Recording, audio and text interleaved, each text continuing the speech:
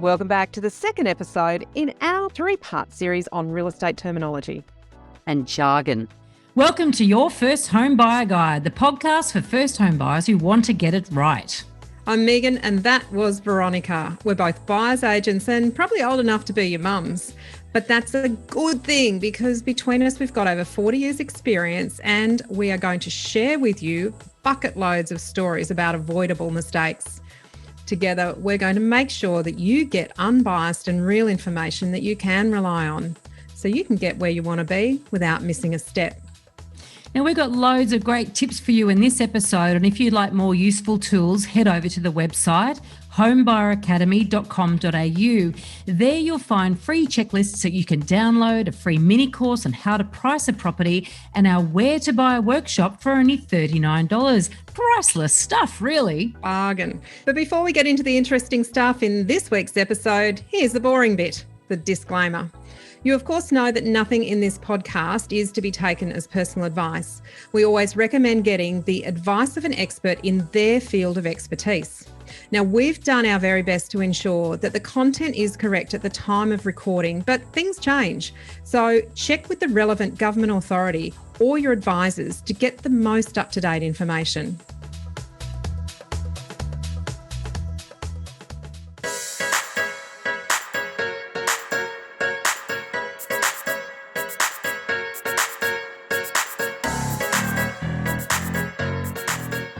We're moving on to E. And our first is easement, which we have mentioned, and it is the right that someone has to use the land belonging to another person. So, for example, a water authority may have a sewerage easement across part of your property. I have one in mine. I think you've got one in yours too. I don't have an easement on my property. Oh, there you go. No, I don't. But I've seen enough of them to know that when they exist. Also, it could be a right of way over a driveway, or quite often in inner city areas, certainly where I live, they've the old dunny lane. So if you give somebody access over this skinny little lane over the back of their property is via an easement. And encroachment is another thing that is something that you should be aware of, particularly when you're buying in older areas where the houses are close together.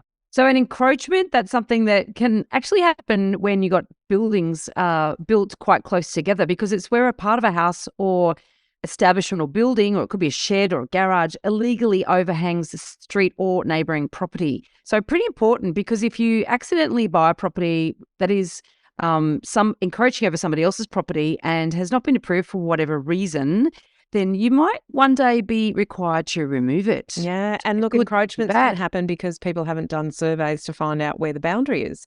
So if you rely on the fence line to be your indication of where your boundary is, you may be really out of whack. You might just have it completely wrong. So really important always to know where your boundaries are before you build any kind of property, any kind of improvements. If it goes the other way and it's actually your neighbour who's encroaching on you, then you might have a little bit of a battle to get your land back. And deservedly so. You should get your land back if somebody else has built something on it. Yes, messy stuff. Messy stuff. Encumbrance. It's an impediment to the use or transfer of the property in the form of an interest or right in the property. So technical, but important. So it might be an easement, it might be a mortgage. So a lot of properties are under mortgage and they will have an encumbrance to the company. So Westpac or National Australia Bank or whichever the mortgagee is, mortgagor is. Well, it's along the lines of burden. You know, the encumbrance and burden is sort of largely the same thing. It's like you're burdened with your responsibility or requirement to perform or whatever. So yeah, burdens, encumbrance, very fancy, old-fashioned sounding or an terms. Interest. Yeah, an interest by someone else in the property, which isn't able to be removed easily without that person's permission. Equity. Very important. Equity a lot. We love equity. So equity is the amount of the asset that is actually owned by the owner. So technically we say we own our home, but do we? How much of it is owned by the bank versus how much do we own? So equity is the difference between the market value of the property and the amount still owed on the mortgage. And it might be that you've gained equity through paying down your debt or through capital growth or a combination of the two, ideally. Yep. Eviction, it is the lawful expulsion. Wow, that's a word, isn't it? Of an occupant or tenant from a property. Can happen if they haven't paid their rent, if they haven't looked after the property effectively, if there've been multiple breaches. An eviction can only happen once a specific process has been followed in each state. Absolutely. Exclusive authority.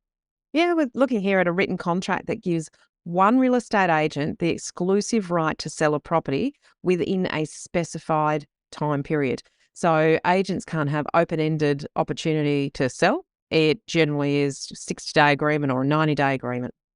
Similarly, with a buyer's agent, you'll have an exclusive or open or I think there's a third one that they can have. Anyway, we don't do anything but exclusive. It's where you can only work with that particular agent.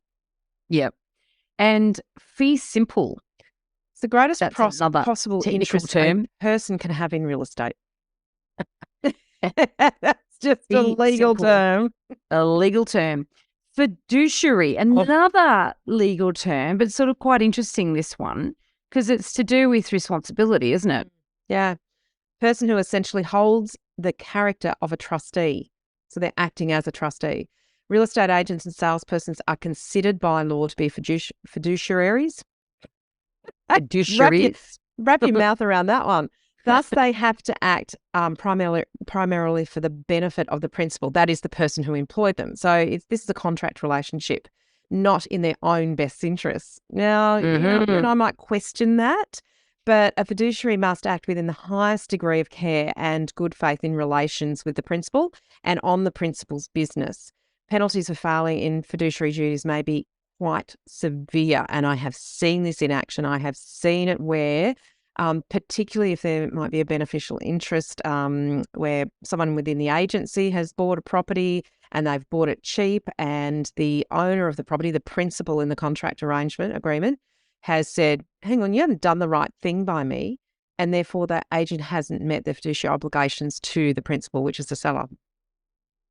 Yes, it's a bit murky at times, that one, isn't it? Yeah. So the first right of refusal. See, I love this. In auctions, a lot of people think that if the property passes in and if they're the highest bidder, that they are going to be negotiated with exclusively. But the reality is the first right of refusal is it's a courtesy, not a right, right? It's often a process that is decided by the agent and or the owner.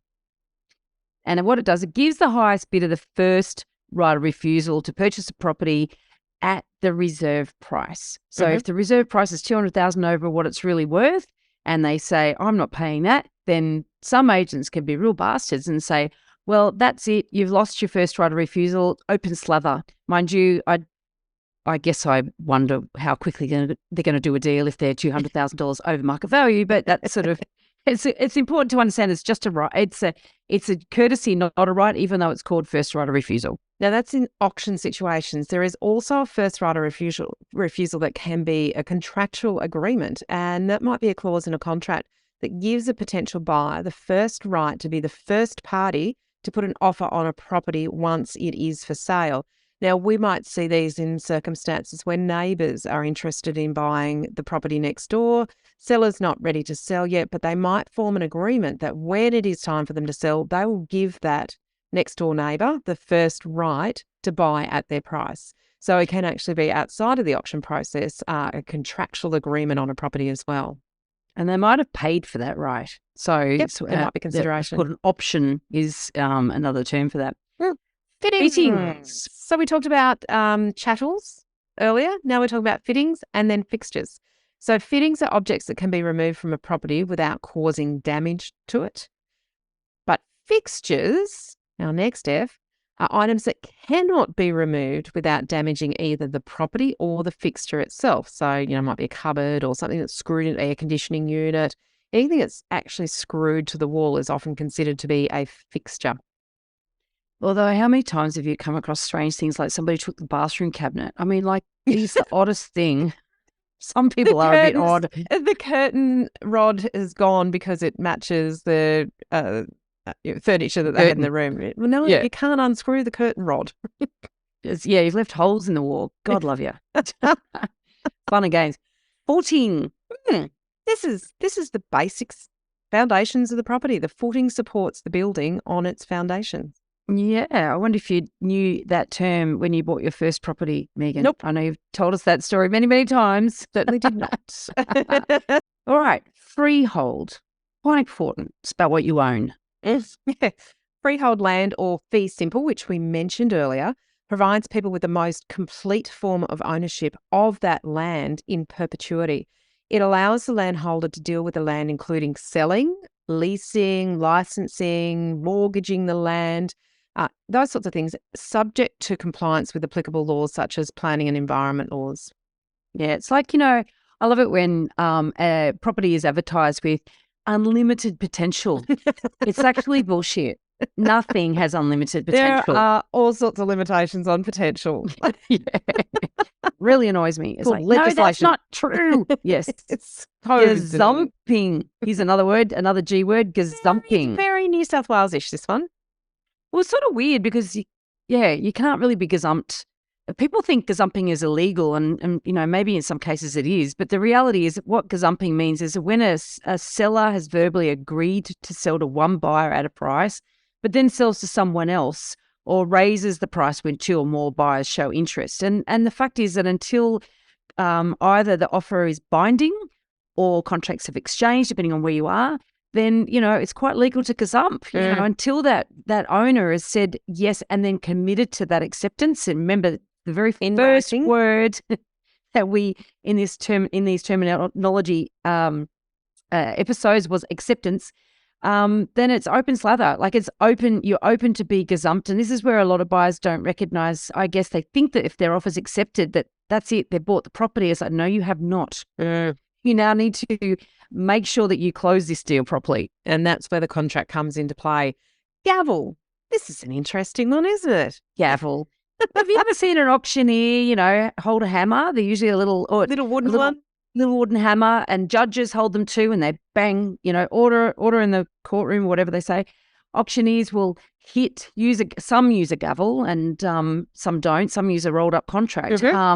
So they will say things like when the hammer falls, and if they've got a gavel in their hand, they often hit the hand or they hit the contract. And what that does, it signifies that the auction is over. The property is then sold to the highest bidder. Sometimes there's some real theatre in that. There is a bit of theatre, yes. Gearing is the ratio of your money or borrowed funds for an investment. Simplicity That's of that. How much you borrow versus how much you are putting in. Worth, yep. Habitable. We enter H. Suitable for occupancy. Can live in it. Habitable. Pretty important. I've seen some really uninhabitable houses in my time. So have I. And I've also seen sheds that people live in. They're not meant to be habitable, but they are living in them. So, look, there's a lot of people that can't find a habitable house at the moment. And that's a real challenge with this rental crisis currently end of 2022.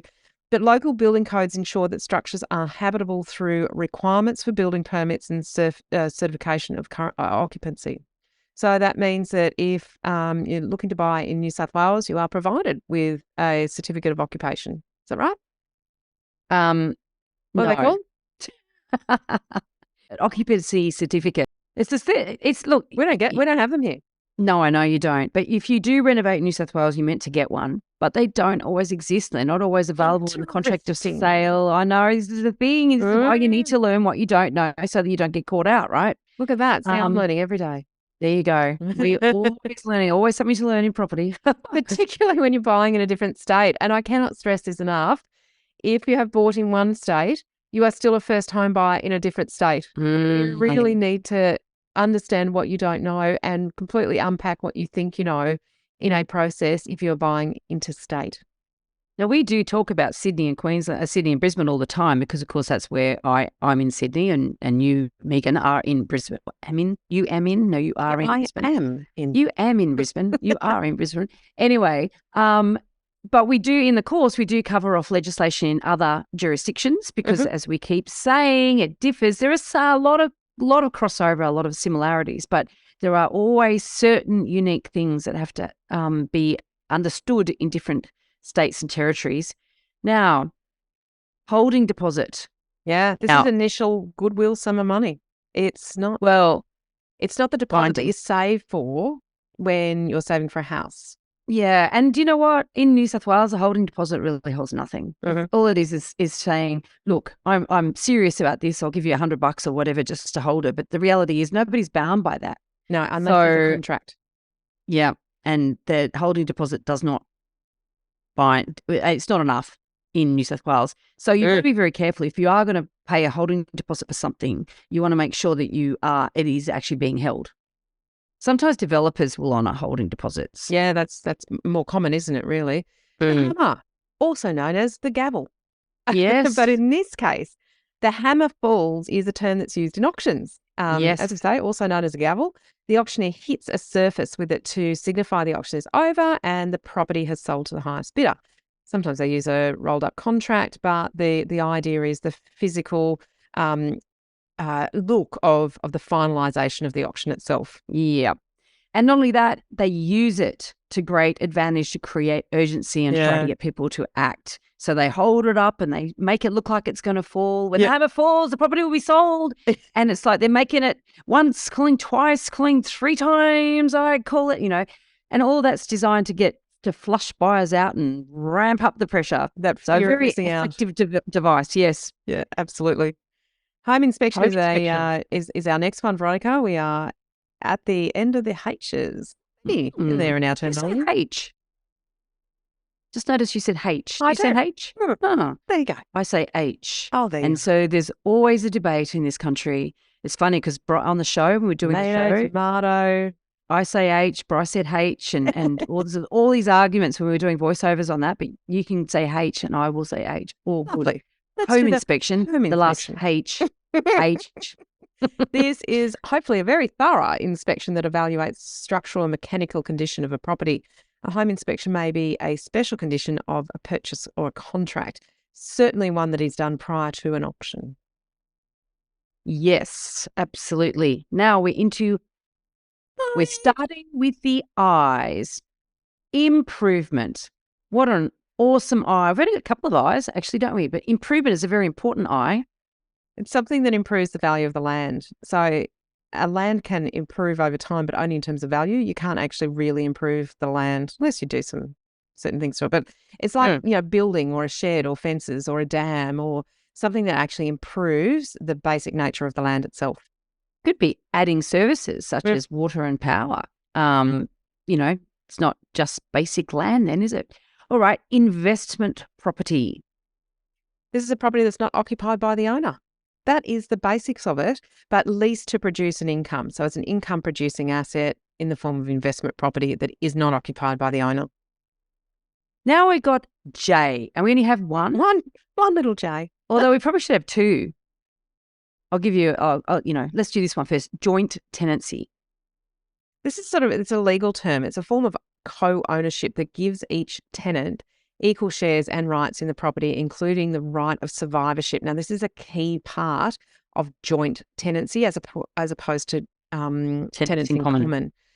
So if someone passes, one of the owners passes, the ownership of the property passes to the surviving owners.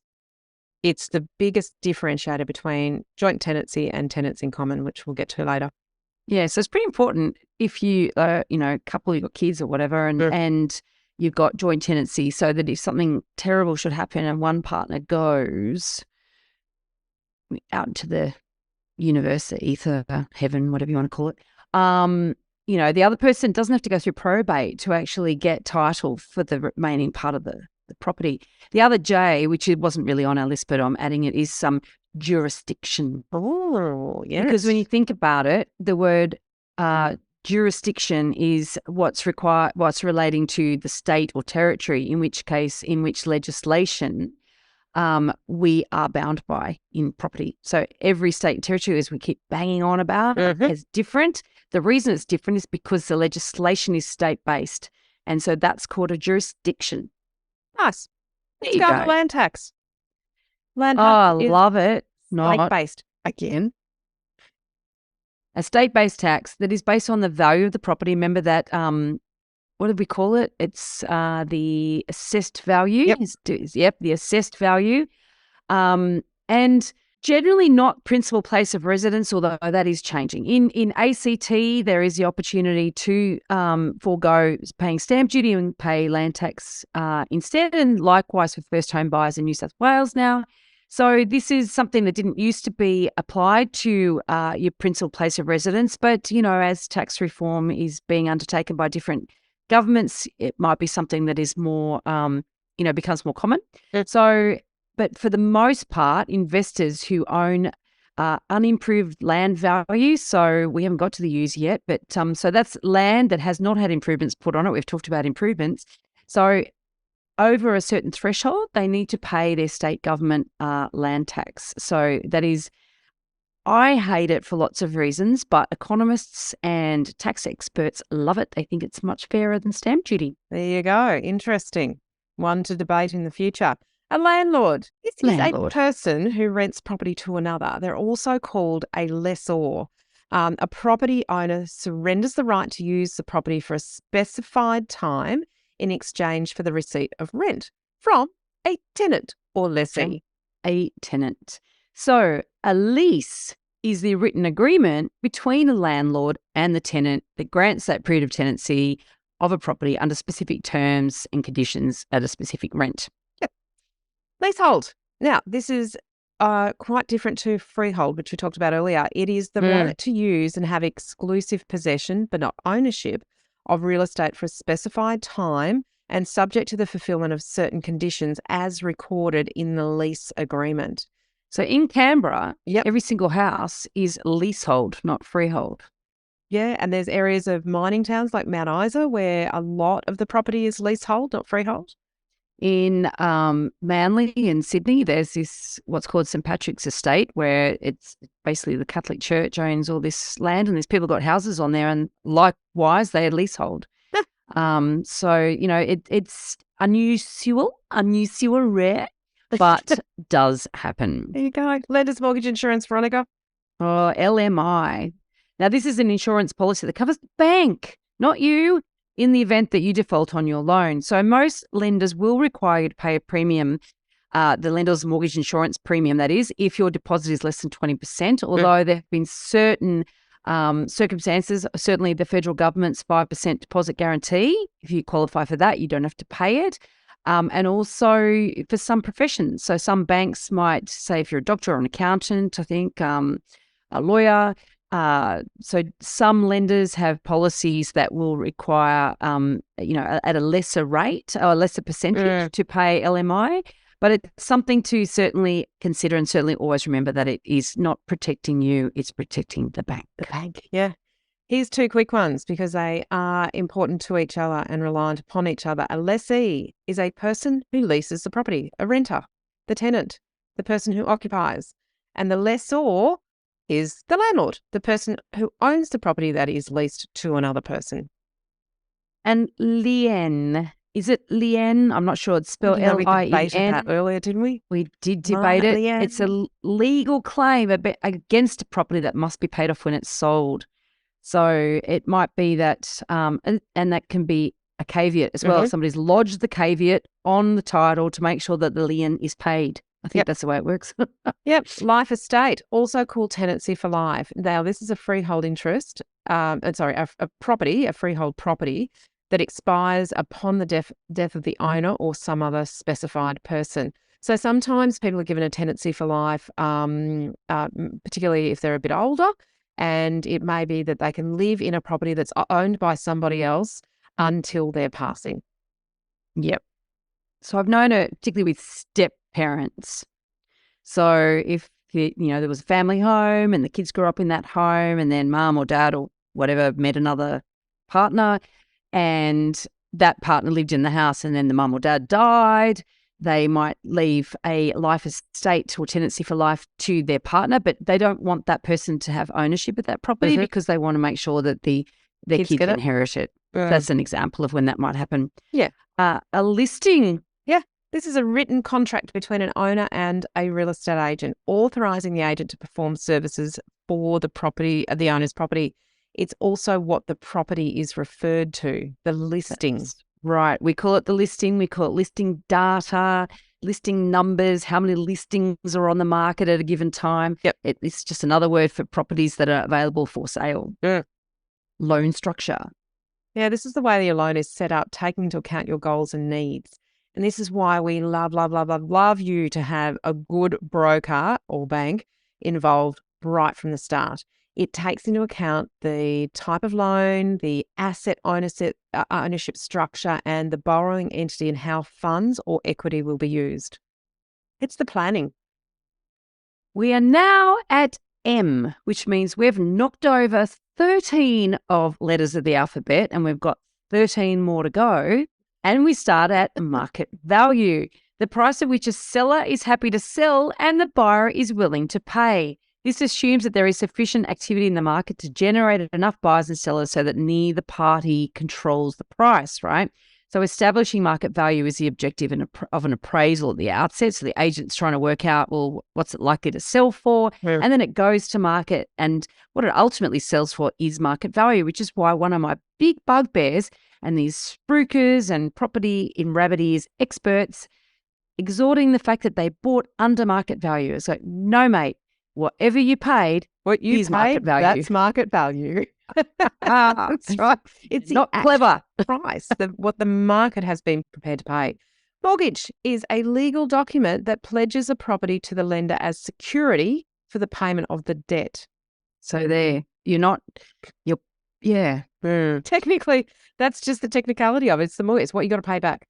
It's not the money. It's the document. It's the document. Yeah. And how often colloquially is it used as the money? We all do it. I've done it. Absolutely. Negative. Oh, we're up to N. Ta-da. Negative gearing. Very important for investors. Where the return on investment is not sufficient to cover the costs of an investment. So, the property maintenance, the interest on the loan, all of those sorts of costs aren't covered by the rent. It's a tax concession that allows an investor to get a tax deduction for losses. Now, say you're a property investor who's out of pocket $1,000 a month because the rent doesn't cover the interest on your mortgage after accounting for depreciation costs, etc. You can then claim 12 times that $1,000, $12,000 a year against your tax. And it's interesting because a lot of people market certain properties to investors to say, you get to get all this money back from the government, but you always got to remember this is why capital growth is so important, because you have to lose money to make money. And so if that property isn't going up in value, it sort of doesn't make sense to do it. Yeah, exactly right. That's right. A nominee. That is a person who, in a limited sense, acts or represents another. Perfect. So, yeah. Not much more to go on there. Not much more to say. You can do nominee authorities when purchasing a property. We do them in our buyer's agency for people who want to remain anonymous. There is a very, very, very specific process, very, very complex. Certainly wouldn't be, recommending that you do this without some very good advice. No.